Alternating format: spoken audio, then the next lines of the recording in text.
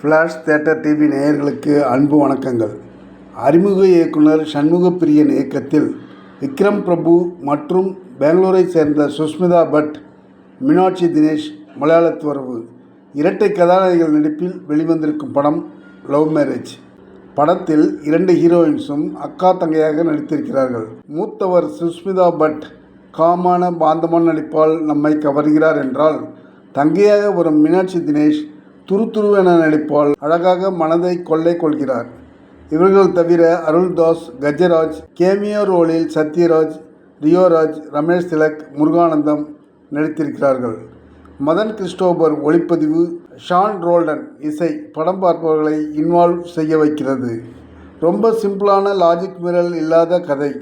பக்கத்து வீட்டு இளைஞனை போன்ற யதார்த்தமான தோற்றத்தில் நடிப்பில் விக்ரம் பிரபு நம்மை கவர்கிறார். கோபிசெட்டிப்பாளையத்தில் வசிக்கும் விக்ரம் பிரபுவிற்கு 33 வயதாகியும் திருமணம் நடக்கவே மாட்டேங்குது. முன்பு நிறைய பெண்களை காண்பித்த போது விக்ரம் பிரபு அந்த பெண்களை நிராகரித்து விடுகிறார் என்று வசனத்தில் சொல்கிறார்கள். ஒரு வழியாக கோவையில் வசிக்கும் சுஷ்மிதா பட்டை பார்த்து பேசி முடிக்கிறார்கள்.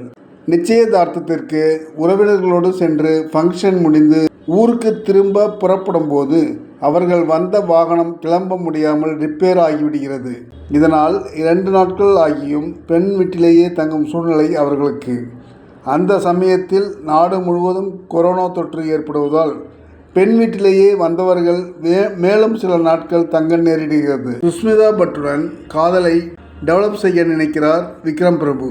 ஆனால் நிலைமை வேறு மாதிரி ஆகிவிடுகிறது. தங்கை மீனாட்சி விக்ரம் பிரபுவை சுற்றி சுற்றி வருகிறார்.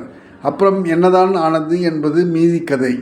33 வயதாகியும் கல்யாணமாகாத ஆணின் மனவேதனையை வெளிப்படுத்தும் படம் இது. விறுவிறு என்று ஆரம்பித்து போகும் படம் 2ஆம் பாதியில் டல் அடிக்கிறது.